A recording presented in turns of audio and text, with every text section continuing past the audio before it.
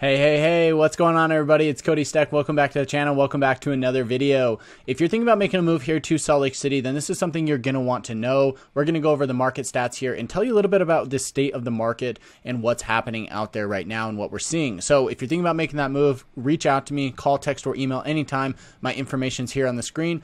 I love hearing from people. I've heard from people literally all across the world and help people move here from as far as South Africa, Dubai, and Japan. So it's pretty crazy. Even if you're right next door, let's say you're in Nevada, give me a call. I'd love to help you, even if you're local, right? Let's just say that. So let's go ahead and jump into this. We're going to take a look at some stats here, and I'm going to kind of give you some commentary and advice and recommendations along the way as far as what we're seeing and what you can do if you're out there looking for a home and you want to jump into this market. So we are looking at January data here.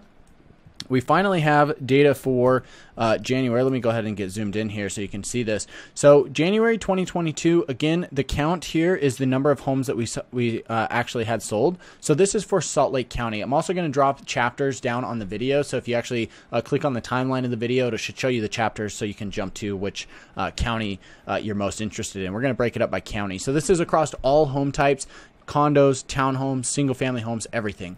So 843 sales. We saw an average listing price of $490,000, but an average sales price or median sales price of $500,000. So this is basically 102% of the listing price. So list prices were actually slightly higher in December across the board, but homes were selling for a little bit less.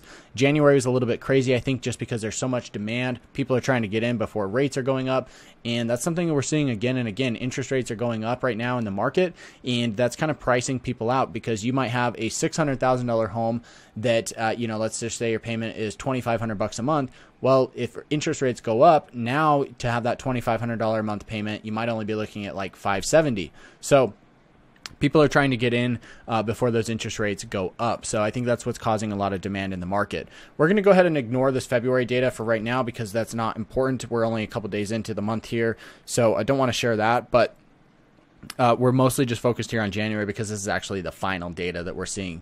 Median square footage, all that stuff stays relatively the same. Price per square foot is up, of course, just because prices are. So that's something that's pretty typical and expected.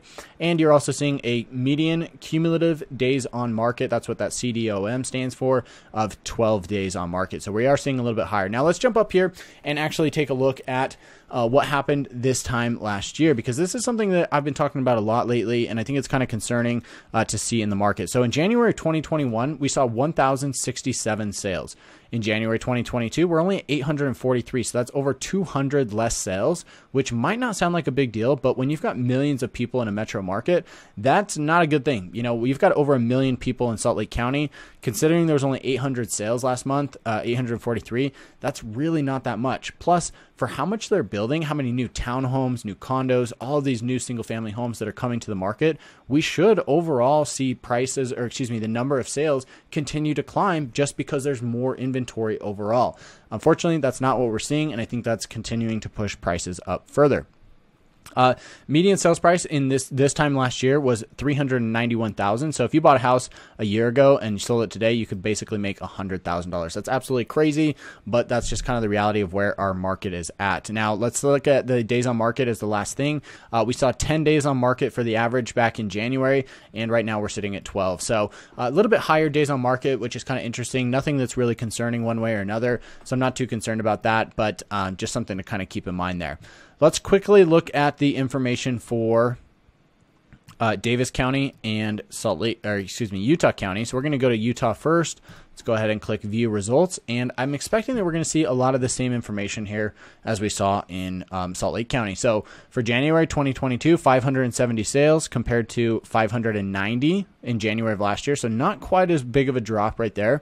And prices have kind of leveled off a little bit. Still, the median sales price $394 to $495. That's about the same increase that we saw in Salt Lake County, but homes are selling for right around their ask price rather than way over like we saw in these winter months up here in 2021. So again, days on market is still very low. 8 days on market here compared to 6 in January of last year. So days on market is up again slightly.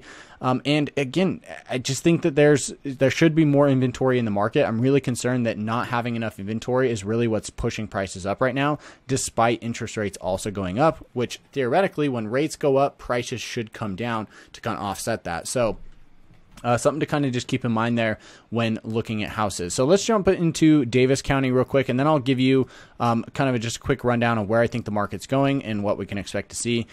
We are here filming this in February, and as we move into spring and summer, we're going to see some big changes. So Davis County, a little bit smaller. I think Davis County is maybe like 400,000 people, give or take. January of 2022, we saw 222 sales compared to 285. So again, pretty good drop. I mean, that's a good, like, I don't know, 20% drop from last year. So even though it's only 60 sales, which might not sound like a lot, when you've got 400,000 people in a market and you only have 200 homes selling, that's kind of concerning. Prices, very much the same, 385 in January of last year. Now, median sales price is at 499,950. So again, homes are selling for slightly above the list price on average, and days on market is at 8, which is still very low.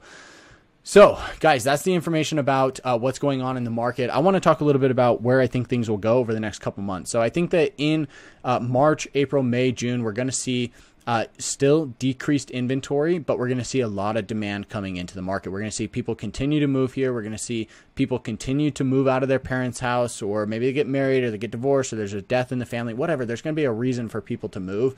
And unfortunately, I just don't think there's going to be the inventory to support that, which is going to push prices up. When there's not enough inventory, that means that buyers are fighting over what homes are available, and that's going to push prices up, which is great if you're a seller, but if you're a buyer, that's not the ideal situation you want to be in. So if you're looking at moving, I'd say try to do something sooner than later, just so you can try to avoid that as much as possible, and also lock in a lower interest rate and a lower price, right?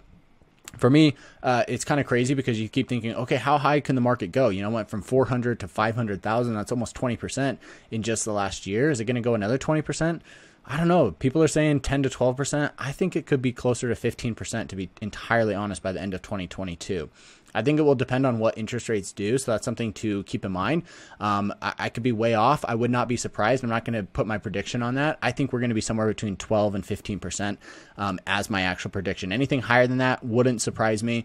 Anything lower than that actually really would surprise me if we're less than 10%. So that's kind of where I see the market going. I think there's going to be a lot of people jumping into the market, trying to get into these starter homes, and they're going to realize, hey, I might have to start with a condo or a townhome because I just can't quite afford a single family home. And that's kind of just the reality of the situation. It sucks, but I always say that getting started is better than nothing, because you just have to get into the market. That's how you get started. You have to get your foot in the door, and then it does get a little bit easier from there.